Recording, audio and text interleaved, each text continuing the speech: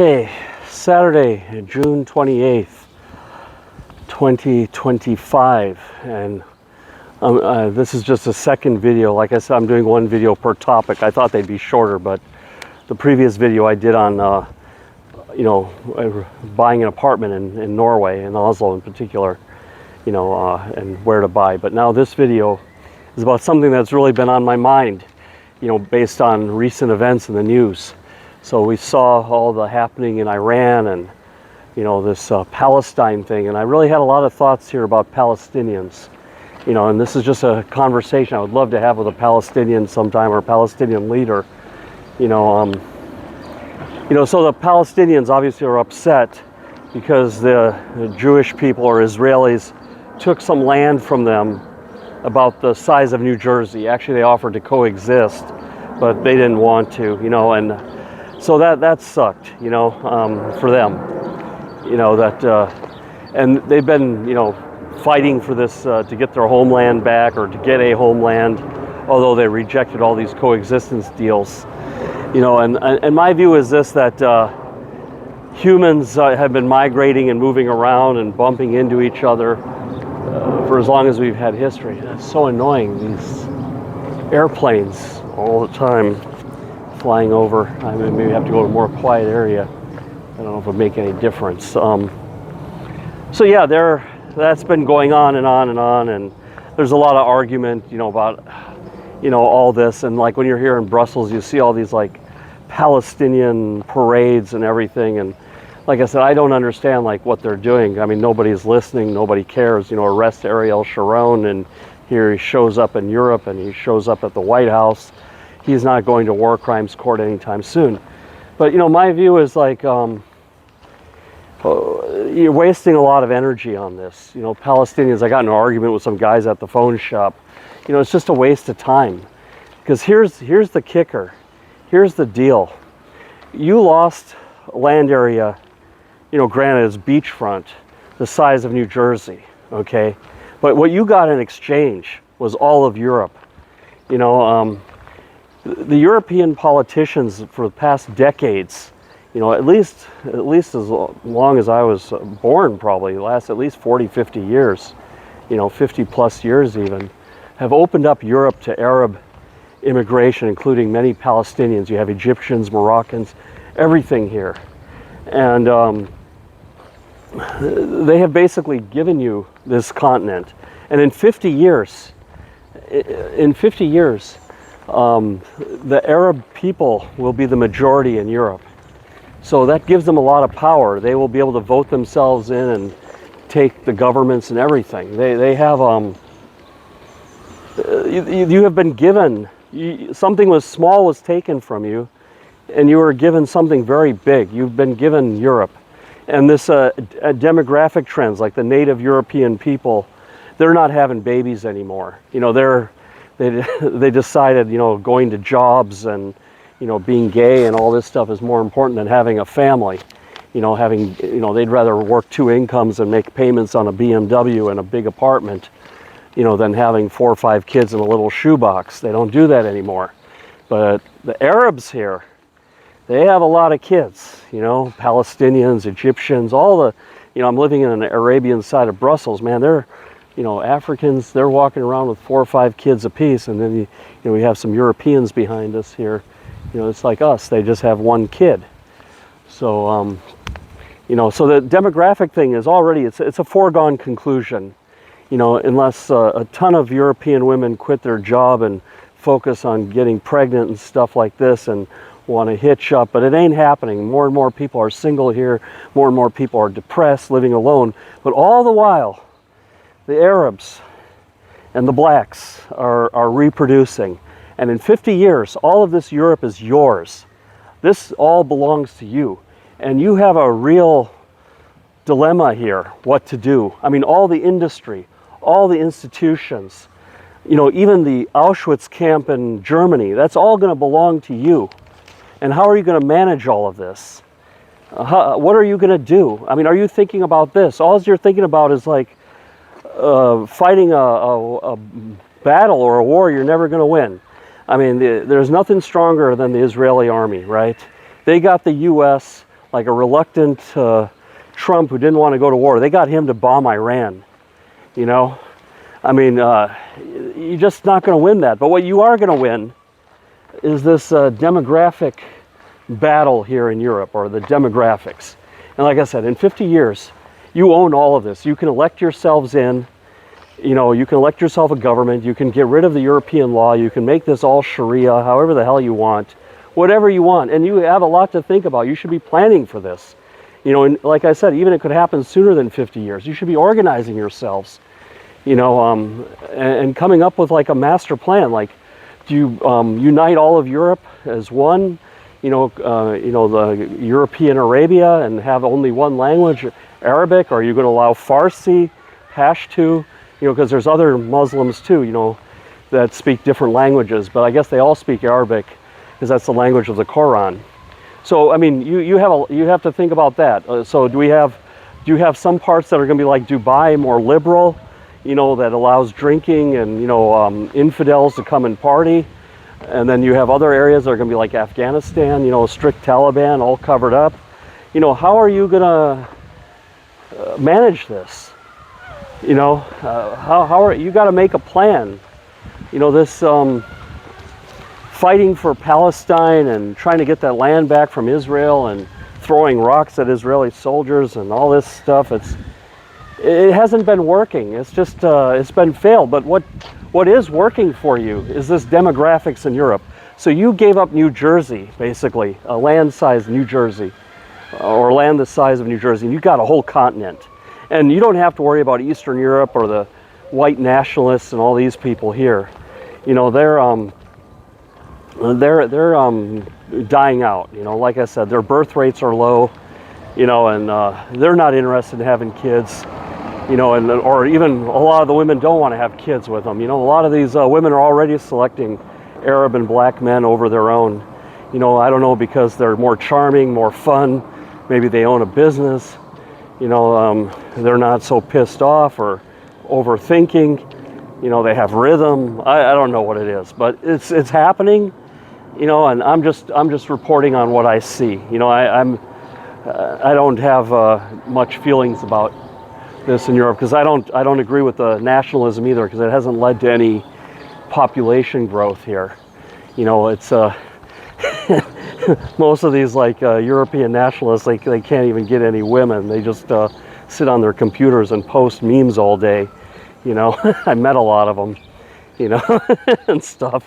So like I said, in 50 years they'll be all gone, or they'll be such a minority, and you can, like I said, when you take over the governments here and have a united Arab Europe and everything, you know, you can prosecute them or whatever, or, you know, maybe they'll get asylum in America, you know, or they'll get asylum in Canada. By then maybe even Canada might, well, Canada will go to the Indians probably, and it'll be okay. Like Britain has gone to the Indians, you know, mostly. So, you know, Britain ought to join India in my view. You know, maybe they'll get a better economy, who knows. I mean, they're going down the tubes too.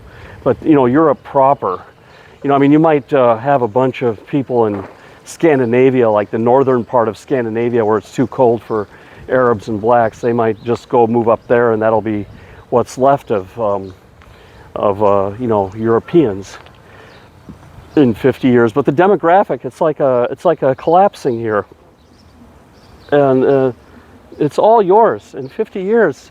Europe is all yours. Palestinians, Arabs. You know, like I said, you just have to get in the politics, put your energy on that, you know, and get yourself voted in and start figuring out what you're going to do with all this. There's tremendous wealth here, $25-30 trillion a year of economy here. I mean, the assets in Europe, train stations, airports, factories. I mean, you're going to get the Rheinmetall factory. They make some of the most advanced weapons on earth. You know, maybe you ought to, you know, drop back 20 and punt, as they say in American football. Focus on this and then come back later and you can get to Israel. Who knows?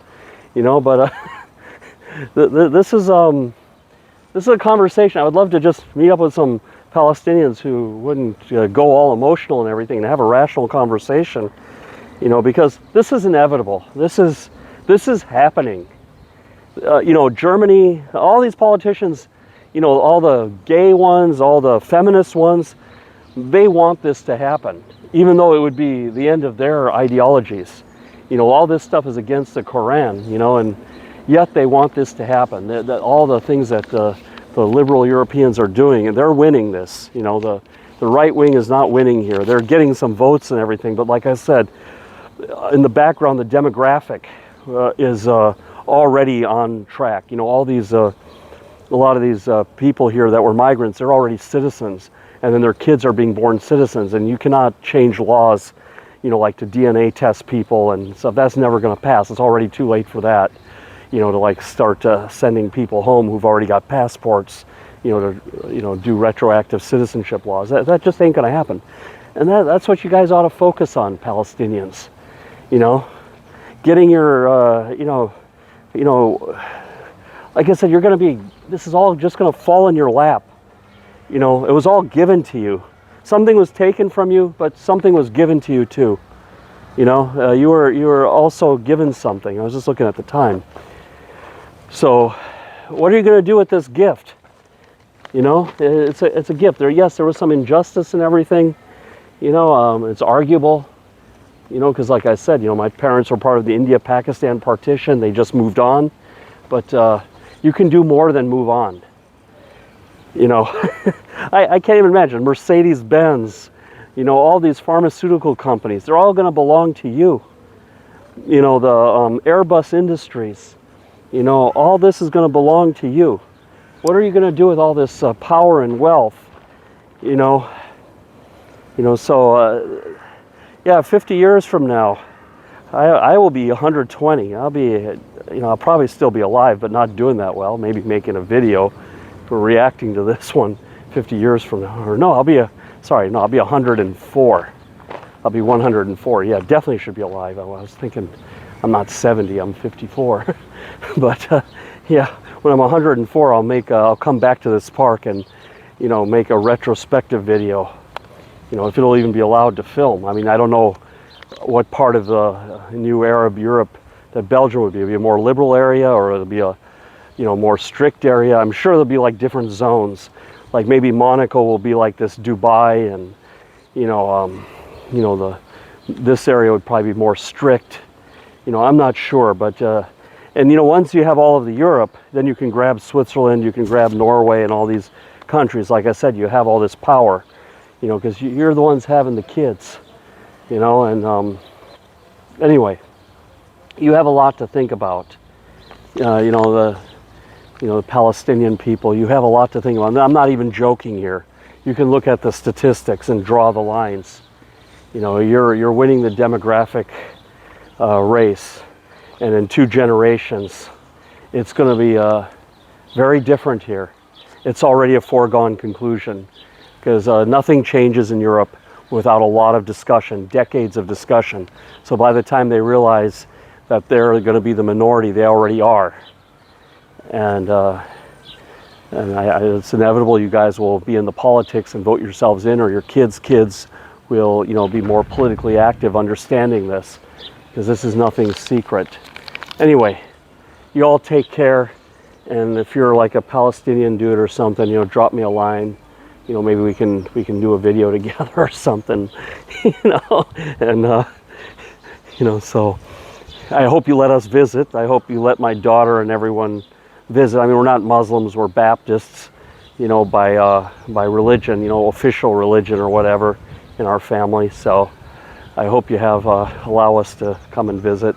You know, I'm fairly, like I said, I'm tolerant, but I'm not accepting of everything. You know, I have my views, but you know, I tolerate things, you know, because it's the law, you know. I mean, if I was running things, I would still make a tolerant country. I guess if I was in charge, you know, I would promote tolerance, but acceptance is something very different. Like, okay, we can let all this slide, but we have some standards for our country. We have standards on what is a family, you know, what is our beliefs and everything. And, you know, if you're coming here and you don't believe that, that's okay, but you need to understand this is what we believe, and this is what the mainstream will be. We won't oppress you or anything, but we're not going to, you know, allow you to overrun us. But anyway, that's not the European view. The European view is like, just give it all away. Europeans are just like, and they've already done it, it's already too late. They're like, you can have it all, you don't have to learn our ways. You don't have to assimilate yourselves. You can just have it, you know? And so Europe is going to face these consequences, you know, and no matter what I say or do or anything ain't going to change nothing. So I'm just wondering about the future. You know, is this a place I can come back and visit one day? And maybe you'll be better stewards. Maybe you'll be like the Arabs in Dubai and keep everything spotless clean and get rid of the littering and all the public smoking and all this doing hash everywhere. Or maybe it'll be like a slum like Pakistan, you know. I mean, because there's a lot of difference between the countries in the Muslim world. You know, some are very clean and spotless and others are just ridiculous slums like Egypt and everything, where there's piles of garbage everywhere. You know, so you guys have to think about this. How are you going to remake Europe? You know, how are you going to remake Europe of this new giant Islamic country of the north? You know, you would have won you're going to win the ideological war. I mean, it's not going to be as sudden as when Fatih took Constantinople and made it Istanbul, like what happened in Turkey, you know, with Mehmet. They call him Fatih, Mehmet the Great. It's more of a gradual thing. There's going to be, you know, there's Mehmets born every day here. You know, so who's going to be in charge? The Turks, the Palestinians, the Egyptians, the Algerians? Who's going to, or are you going to have like separate nations and still stay separated, or one united one? And you have Sunni and Shia, you know, so who gets what side? You know, maybe the Shias, there's a lot of Shia people up in Sweden and Denmark, you know, immigration from Iran from the past, you know, so how are you going to divide all this up, and how are you going to manage it? Anyway, that's all I got. You take care. Bye-bye.